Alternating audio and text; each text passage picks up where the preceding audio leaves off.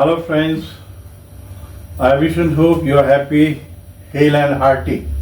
Hale and hearty means chust tandurust.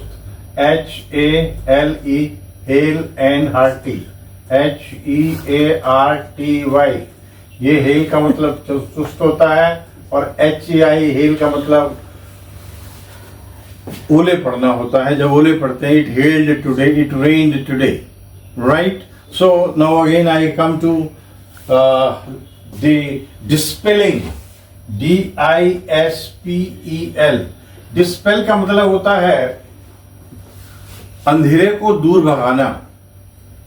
I want to dispel your darkness of confusing words. Is that clear? Dispel, dispelled, dispelled. Dispelled, dispelled, dispelled. So the first word is symmetry. Symmetry का मतलब होता है दफनाना. Christians, Muslims, they bury the dead bodies. BURY. जहां वो दफनाते हैं उसको burial place कहते हैं या ग्रेवयार्ड कहते हैं या सिमेट्री कहते हैं. They all have same meaning, graveyard and cemetery. हालांकि इंग्लिश लिटरेचर में इस दोनों में फर्क है, but you need not bother about that. Anyway, so bury means दफनाना, burial place जहां दफनाते हैं, और ग्रेवयार्ड सिमेट्री. अब हिंदूज में हम लोग डेड बॉडीज को जलाते हैं, दैट इज क्रीमेट. वर्ब है ये, cremated, cremated, cremated, cremated. Cremation जलाना. क्रीमेशन ग्राउंड जहां हम बॉडी को जलाते हैं, क्रीमेशन ग्राउंड है वो. इसको आमतौर पे लोग गलत बोलते हैं crimination. They pronounce it crimination. It is not crimination, it is cremation. इसे याद रखिए कि आदमी लगभग 2.5 या 3 किलो रह जाता है, फिर उसको डालते हैं अर्न में. जो अस्थियों का जो कलश होता है उसको हम अर्न कहते हैं. Is that clear? 2-2.5 किलो लगभग रहता है, 2.5 से 3 किलो ऑन एवरेज. क्या बचती है? एशेस, राख.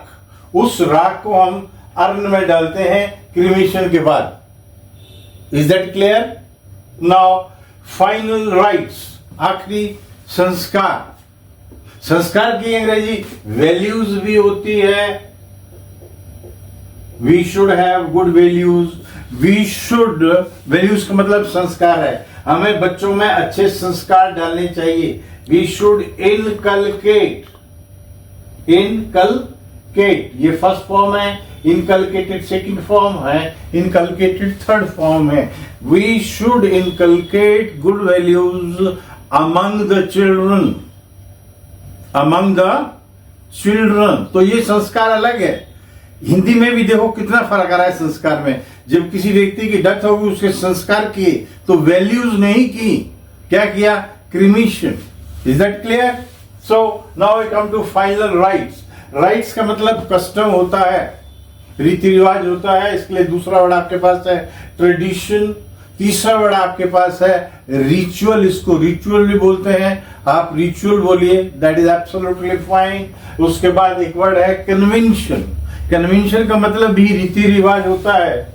जब हम पढ़ते हैं हाउस ऑफ कॉमन्स के बारे में, इंग्लिश कॉन्स्टिट्यूशन के बारे में, जो हमने लिया है वहां से most of the part of this constitution, तो हम कहते हैं we have taken the conventions of Britishers. So conventions का मतलब ये भी होता है. कन्वेंशंस का मतलब मीटिंग भी होता है. Conventional hall, big hall, convention hall. I'm sorry, not conventional. Convention hall, a big hall where meetings are held. जहां मीटिंग की जाती हैं, that is convention, right? Now mortal remains, जो बच जाता है, व्यक्ति जो मर जाता है, तो कहते हैं now these are mortal remains. These are mortal remains. जहां इलेक्ट्रिकल बॉडी को जलाते हैं उसको क्रेमेटोरियम कहते हैं. जैसे दिल्ली में क्रेमेटोरियम है निगम बोध घाट के पास, उसको इलेक्ट्रिक क्रेमेटोरियम कहते हैं. इसी से मिलता जुलता दूसरा वर्ड है सिमेट्री. सिमेट्री का मतलब होता है एक रास्ता, एक रूपता, harmony. There is a symmetry. There is a symmetry in the opinion. There is a symmetry That is why if there is no symmetry, the left will not function. The left will not function. So symmetry means, as I have written, balance or harmony. Right? So now the word symmetry, bury, burial place, and graveyard, bury. No, the word is bury the hatchet. I'm sorry. Bury the hatchet. ये France से बड़ा है. पहले क्या होता था, जब शाम हो जाती थी, शाम को हम कहते हैं इंग्लिश में डस्क, और सुबह को कहते हैं डॉन, DAWN. जो आदमी बहुत बिजी होता है वो ये कहता है I am busy from dawn to dusk. From dawn to dusk, मैं सुबह से शाम तक बहुत बिजी हूं. ये इडियम है, याद करना है आपको. Dawn to dusk mean very very busy. Busy like bee. कैसे busy? Busy like bee, BEE. मैं बात आपसे कर रहा था हैचेट की. बरी द हैचेट. जब फ्रांस में ये शुरू हुआ ये वर्ड, हैचेट का मतलब डैगर होता है, DAGGER. डैगर जो आपने देखा होगा दूल्हे को पहनाते हैं हिंदू कल्चर में, रिलीजन में, उसके पास होता है. Even Sikhs do carry dagger. That is their custom, that is their tradition. तो वो सब शाम होती थी, when it used to be dusk, वो उस डैगर को जमीन में दफना देते थे. जमीन में दफना देते थे. आसपास वाले दोनों, कौरव और पांडव दोनों आपस में गपशप मारते थे. Used to chat. तो हम इसमें सेंटेंस ऐसे बनाते हैं, लेट अस बरी द हैचेट, लेट अस बरी the hatchet, HATCHET, and be friends again.